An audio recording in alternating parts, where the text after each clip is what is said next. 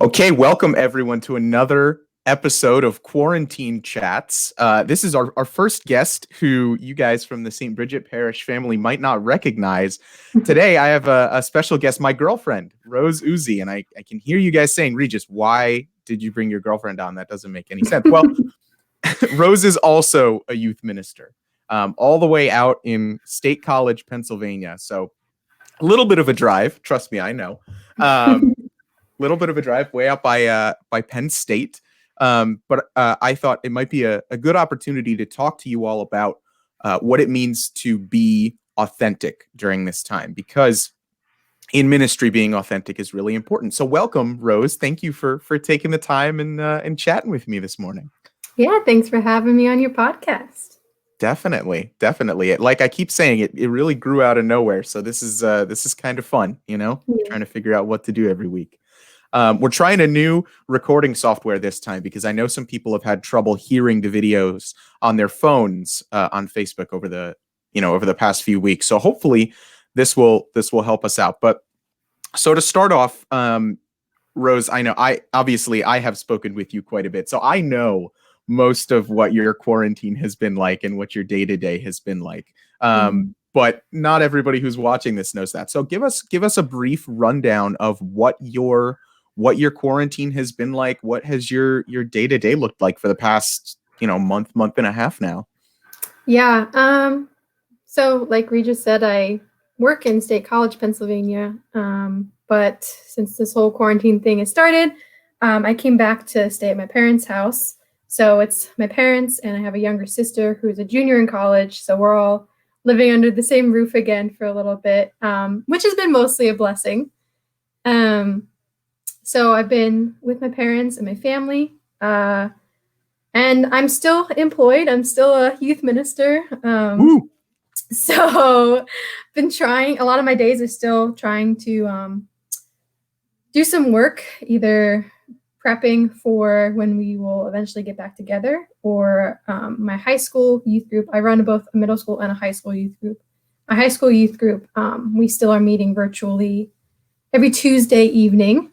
So prepping for those things or interacting with them. And then for my middle school, trying to find creative ways to still engage with them, like a virtual escape room on Google Forms, or having a meme competition. So yeah, still trying to work, and also trying to give myself grace when I get to like 3:00. I'm like, well, there's nothing left to do today, and being okay with that. That's the important part, is being okay with it. Because definitely there's I find myself working, there's still plenty of work for me to do. There's still youth ministry to be done, but definitely it's it lowers a little bit not being able to be there in person with people, or even just around the office. So I get that. That makes a lot of sense. So that, I think that's a good segue into ministry and that particular aspect of quarantine, because it's not, for you and I, it's not, we can't just think about ourselves during this quarantine. Youth ministry is inherently a ministry where you have to think about other people, and your entire goal, your entire job is to bring other people to Christ. For us, it's a specific group of people, our the young people at our respective parishes. But talk to me a little bit about what some of the challenges of ministry specifically have been for you. You mentioned one of your groups is still meeting online. So what have been the challenges of that? Been a lot of challenges. Let's see. I mean, a big one is just, it's my first year at this job. And I'm still building rapport with all of the teens that are there. And a lot of relational ministry is done in person. So not getting to just, it's hard to just like hang out with teens online, or like go to their sporting events or go to their musicals, because those just aren't happening. And then I think another problem is people are just getting so sick of screen times, myself included. So like if my teens are like, we can't do it tonight because we're over being on a computer. Like I understand that too. Yeah, so I think it's just hard not being able to have the relational ministry that comes from just like being in each other's presence so much. And then also just people getting sick of screens, myself included. That makes a lot of sense, because it Mhm. is a lot of the fruits of youth ministry come from those in-person interactions. Mhm. It's not easy to be a young person in the world in general, let alone in the world right now. Mhm. So it's good to have, just go swing by the office of the youth minister and hang out and chat, or have a discussion in an in-person setting at a youth group meeting or whatever it might be. And it's tough to minister when that's not, when that possibility isn't there. I know probably the biggest struggle for me has been that, in a similar position, I only just started about 6 months ago now, Mhm. working at St. Bridget and kind of building this youth group from the ground up. And it's been awesome. The kids that we have, not kids, sorry guys, teens that we have, are absolutely great. I love the enthusiasm that they bring, and we're now getting to the point where I have like a little bit of pull. So if, like, last week, we're meeting online as well. Last week, and by last week I mean like 2 days ago, we were supposed to have an online movie night, but apparently there is like blocking software on Zoom, so you can't share your screen and play a movie for people in a Zoom call. So we had to, like, figure it out at the last minute. And I'm so Mhm. glad that we had at least a little bit of time, to get to know each other before that happened, because they were willing to work with me and we played some games, and, it was totally fine. We had a great time. But if there was a little bit less like social capital there, I could have seen that falling flat on its face. Mhm. But that's the tough part, is we were just starting to hit our stride and really starting to grow as a youth group before all of this happened. Um, and I am so grateful that our core has stayed intact, through this. And I just can't wait to get back to the in-person meetings, and to really try to grow and pull more people in. Yeah, for Yeah. sure. So that's kind of what the ministry has looked like, and how some of the difficulties have come around. But let's move into our main focus for today, which is, what does it mean to be an authentic minister for Rose and I? And I talked about this a little bit a couple of weeks ago with Julia Atwood, our music minister. What does it mean to be an authentic minister? And by extension, what does that mean? What does it mean to be an authentic Catholic? So, just brief definition for you. What does it mean to be an authentic Catholic minister? I think authentic being the key word there is just to not pretend like you have it all together, and to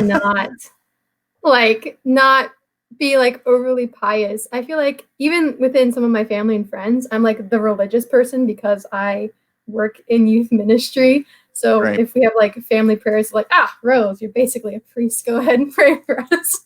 That's not how that works. Yeah, and I think sometimes if you have a strong faith life, people might just assume that you have it all together and you're like this perfect Catholic.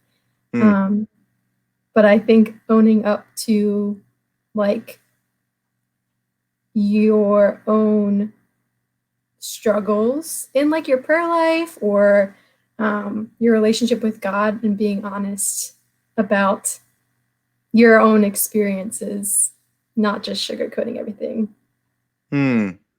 That's great. I think the easy answer for being authentic is like, practice what you preach. And yes, Mhm. that's true. But I think the heart of that is what you're talking about, which is practicing what you preach is more than just, trying to, you tell people to obey the 10 Commandments and then you try to obey the 10 Commandments yourself. Yes, do that. I'm not saying don't obey the 10 Yeah. Commandments, but also you're going to be a lot more effective as a minister and as a Catholic in general, because we're all trying to bring people closer to Christ through our lives.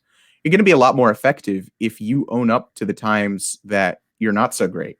And if you accept the times that you kind of stink at stuff sometimes, and we're all sinners. It makes me think of, like, do you remember when you were younger, like really young, when you were a little kid, and in your mind, just like every adult knew everything? Right? You Yeah. remember, like, especially your parents, it was like, oh, dad's got the answer to everything, right? And then you get to be a teenager, and then it's like, oh, adults don't know anything. and then you get into your early 20s, and it's like, all right, adults know some stuff. It's basically, it's like that. No one has it all together. Yeah. No one has it all together. So knowing that and accepting that we're not perfect and that we don't have everything together, because I can promise you I don't. Rose just told you she doesn't. Is it possible, Rose, and how is it possible to, especially in this specific time, to give advice and to point people towards good practices during quarantine and, stay positive in our rhetoric and that sort of thing when we're struggling with it ourselves? Like, how do we reconcile that, within our minds? Yeah, that's a really good question, because it can sometimes be hard to say to, especially teens, trying to lead them to be better disciples of Christ, and be like, all right, so you should probably like have a really good prayer life. That's like a baseline of like how to get through this. But then I know for me personally, like, oh yeah, have a really good prayer life. And I'm like, I haven't prayed today at all. And I think I've had these conversations with my teens before, and it's knowing what you need to do personally and sharing that with them, but also being honest with them if you're struggling in that aspect too, because I think that goes back to the authenticity thing. You can't just tell them the rules or tell them what you should be doing and then let them assume that, oh, I must be doing it wrong if Rose or Regis is like having no problem with this at all. So I think being honest about, like, it's not the easiest thing in the world to be a follower of Christ, and to just own that and be okay with that. Yeah. And he never said it was going to be easy either. Mm-hmm. Like, he actually said, hey, this is going to be really hard. If they persecute me, they're definitely going to persecute you. And I think that's a great thing to remember and to try to take to heart, not just for ministers, because certainly we come at it from a perspective of being ministers and,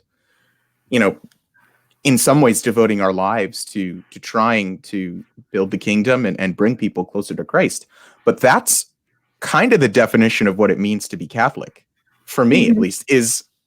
Could you imagine how much better we would all feel, and how much more positive our mental spaces would be if everybody in society, or everybody within Catholicism, at least, let's put it that way, if everyone was willing to own those struggles and those times that suck. Like, I'll admit my prayer life has really struggled during quarantine. Like, I've been trying to read my Bible more.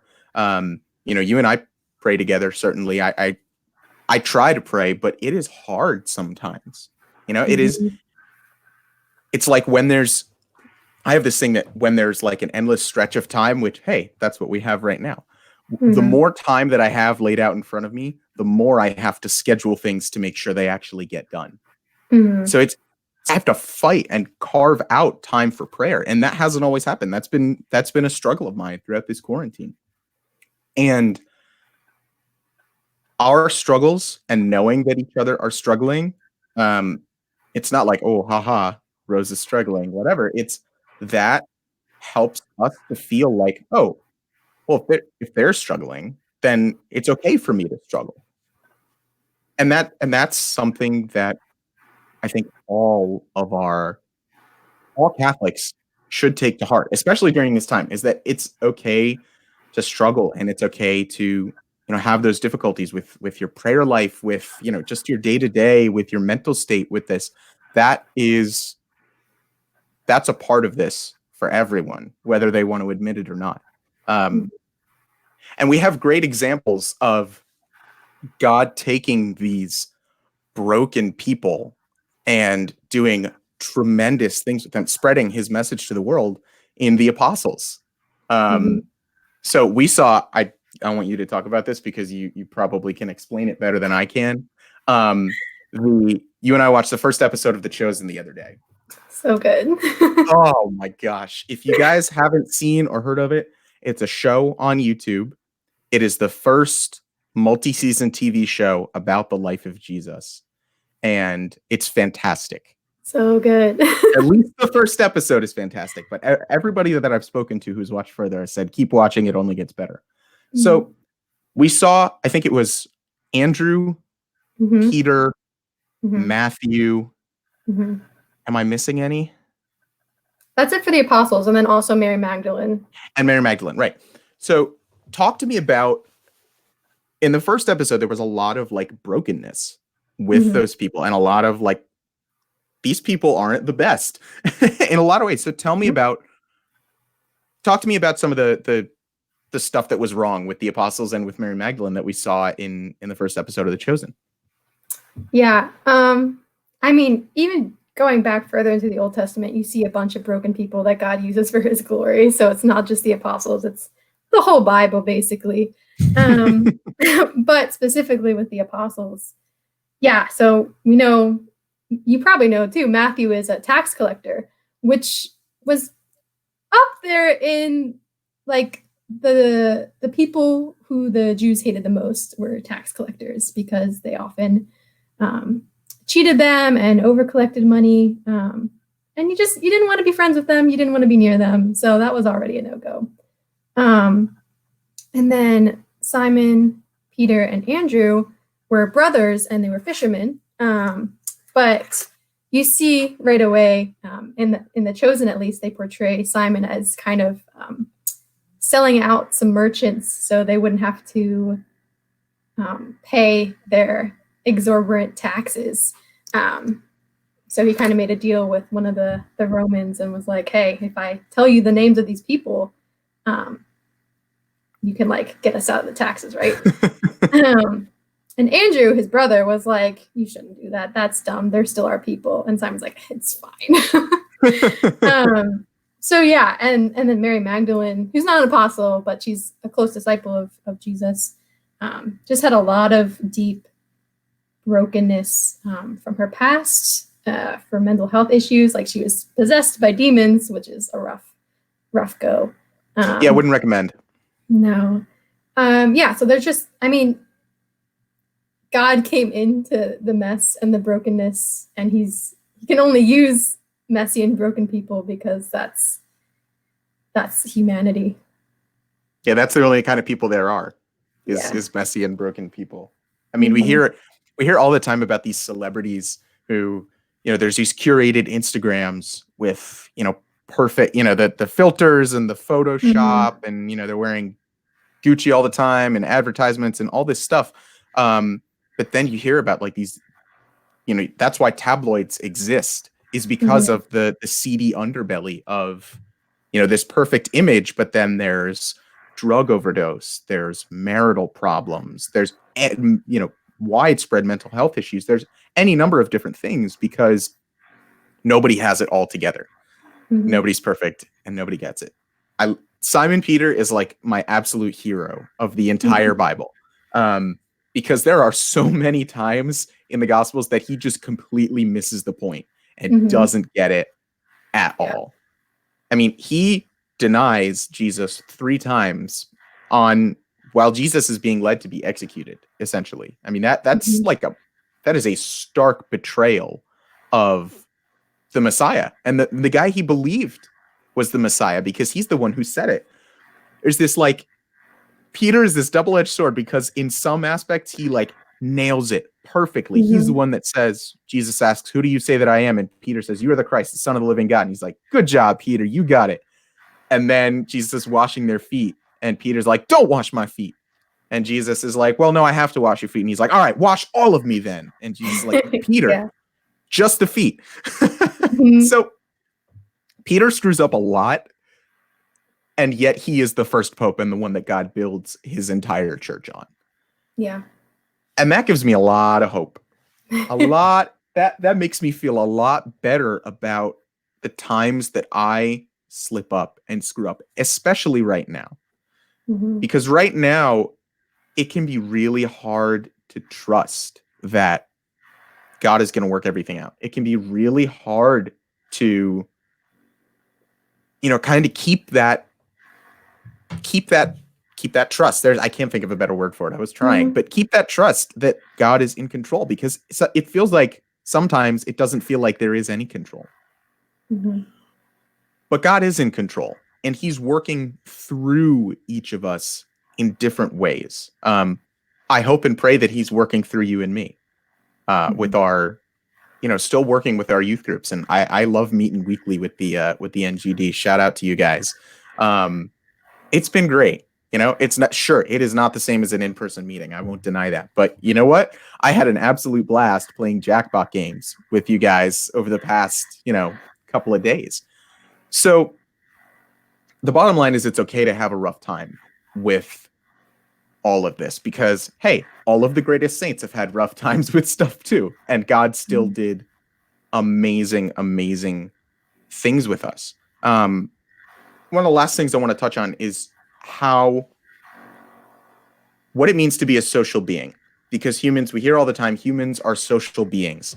And this is interesting because you and I we experience socialization in different ways, because I fall, or at least in the past, I've fallen more on the extroverted side of things, and you've fallen more on the introverted side of things. So what does it mean to you to be a social being? And then I'll talk about what it means for me. Yeah. So being a social being in general, like humans are created to be social beings, which to me means we're meant to be in community with one another. We're meant to experience life with other people, whether that's through your immediate family, through a group that you get together with on the weekends, friends from high school, your church community. So yeah, I think being in community with one another and just experiencing life together is what it means to be sociable. For me, as an introvert, that still holds true. I just need less of it sometimes to refuel my energy.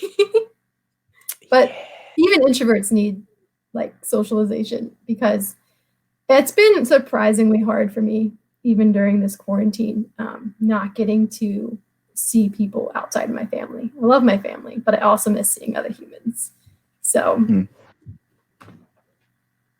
yeah, I can relate to that. As everybody knows, well, maybe not everybody knows, but if you've watched any of the previous quarantine chats, you'll know that I am also, in quarantine with my family. It's my parents and my two little sisters. And I love them all dearly. But I think, as Rose said, we're made to experience more than just the people in our families. We're met that there's a reason that, friendships happen. The apostles traveled around. Jesus said, "Leave your families and follow me." So you're spot on, saying that we are meant to be in community and be in relationship with each other. So I mentioned I used to think I was more on the extroverted side of things, and I am. I've got that extroverted piece to me. I took the Myers-Briggs a while back, and I'm an exact split between extroverted and introverted. So I am an X instead of an E or an I. X.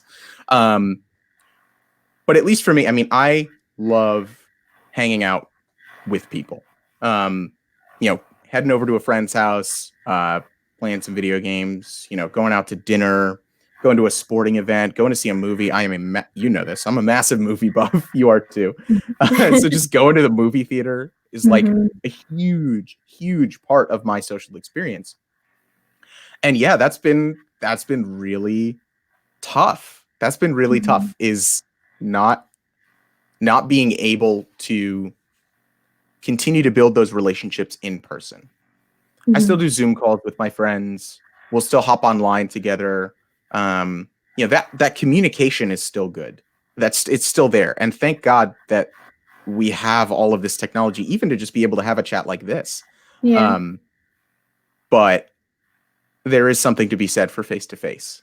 And that is missing, and it's okay for us to notice that absence. It's good for us to notice that absence, because that shows that we still understand and recognize that we're meant for more than just a completely online, digitized life within the confines of our house.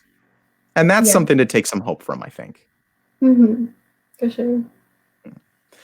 So we're going to slowly start to come in for a landing here. But I do want to chat a little bit about, and very briefly, because I know this can be a stressful topic for a number of different people, the two of us included. But I want to talk a little bit about kind of the re-entry and the slow opening back up, because while we all accept, hopefully we all accept that we don't know when this is going to happen, when we are certainly, definitely 100% going to come back. And we know that it's going to be probably a slow process in terms of, a little bit here, a little bit there. But if we don't think about it or talk about it at all, it's going to hit us like a ton of bricks, and we're not going to know what to do. So I live in Connecticut. St. Bridget of Sweden is in Connecticut. So there's been talk of potential opening up of Connecticut sometime around May 20th, some opening up non-essential businesses, maybe a little of this, maybe a little of that. So there's whispers of opening things back up. I know I don't know exactly what Pennsylvania is looking at in terms of that. Yeah, I think a little bit earlier, at least for some parts of the states, maybe May 8th or 10th or something they were talking about for far away from the city parts of Pennsylvania. Right. So it's coming at some point. And I just want to, I guess, what are your thoughts about what it's going to look like going back to ministry, and meeting together in person again? And what are we going to take back into the real world from quarantine? Like, what is the change that we're going to bring into the world with us from this? Or what do you hope that change is? Yeah, it's definitely an overwhelming concept for me to even think about, because it's such a slow process. And like you said, it's going to be a slow reopening of things. So it's not like we're all going to be able to get back together in the church right away. It's probably going to look different once they do start having masses again. And even just meeting in person. I've been thinking, at least, like there might be ways that we can like socially distance meet, having things that are outside, and hopefully like once the weather gets a bit nicer. I know in Pennsylvania it's still been pretty rainy and cool. Yeah, we had a thunderstorm last night. Yeah. So I think it's still going to look different, and that's going to be something that we have to just kind of assess as it comes. But I do hope that coming out of this, people will be more appreciative of just getting together. Because I was listening to a podcast the other day, and like already, especially younger people and generations, I think they already were in a bit, not to this extreme, but in a bit of an isolation stage, just because of how busy people are, and just like our constant media consumption and use. There was already a bunch of studies about like teens feeling more isolated than like previous generations, because a lot of our communication is digital. And that was voluntary, and now it's mandatory. And I think because they don't have the option, and for me as well, like they're missing more of the face-to-face interaction. So I hope that we take out of it, it's just we can use this digital medium for good things, which we always have been able to do, but also just to appreciate more the moments that we get to spend in person with one another and the importance of like physical community. Well said. Well said. That because that's something that we take for granted a lot, and it's clearly a great gift. I think it's kind of funny how you mentioned that, a lot of, because of busyness, there was kind of a self-imposed isolation that a lot of us got into at some points. And now that we have to do it, the last thing we want to do is be isolated. It makes me think, there was a video I saw a few weeks ago, and apparently Italian politicians were recording videos and like posting them for their constituents, essentially just yelling at them for going out. So this one guy was like, why does everybody want to be a marathon runner now? Everybody's asking, can I run? Can I run? You never ran before. And now that we want you to stay inside, all you want to do is run. This was in Italian, but I can't speak Italian. Yeah. That's a really, it's a really good point. Another video, I'm just going to talk about videos the whole time. Another video that it makes me think of is the Matthew Kelly does the best Lent ever videos. And he has one, and he's Australian. So he said, busy is not your friend. Busy is not your friend. And I was like, oh, interesting. Because we often talk, in youth ministry, one of the great challenges that we face is like our teens and the people that we would love to have at all of our meetings, they have a ton going on. And sometimes through no fault of their own, they physically can't be there at a meeting. I got sports practice and the coach won't let me play if I don't practice. I've got band practice. I've got this, I've got that. There's some volunteering. I need service hours for this, that. I mean, it's anything and everything. And I hope that what we take away when we come back from this is that we'll be just a little bit less busy, and that we will allow ourselves as a society and as a world time to just kind of sit and be with each other. That we don't always need to have a purpose for the time. You and I have talked a lot about how productivity can look a lot different during a time like this.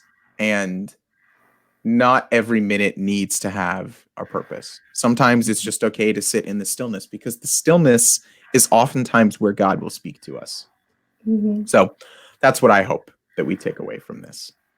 Yeah, for sure. I think, like, just to bounce off a little bit more of that, like in America and maybe other countries, but I can only speak for America, productivity has been like almost an idol. Like, if I'm not productive, I've wasted my day. Or if I'm not, like people say like, oh, how are you? And it's usually like, good, I'm so busy though, like as if that's like a good thing.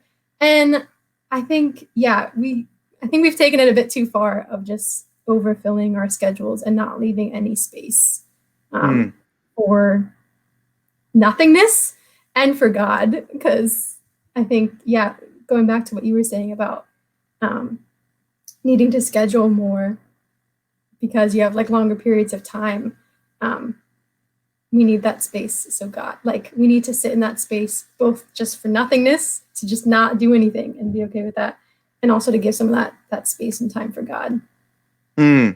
Definitely. That's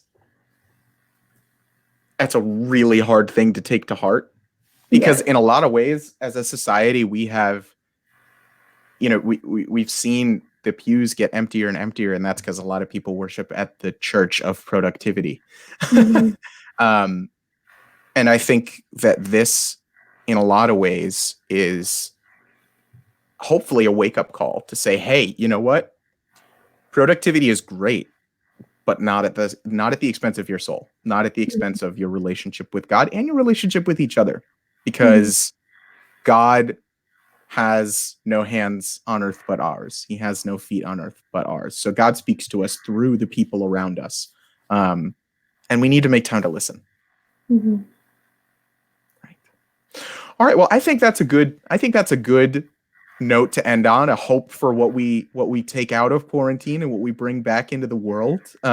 Any final closing thoughts, Rose, as we wrap up here? I think we covered a lot. So just listen back and take any notes from anything we said, and just I just want to encourage people, like I said in the beginning, really make time for God in your day. Back to the authenticity thing, I'm still struggling with that myself.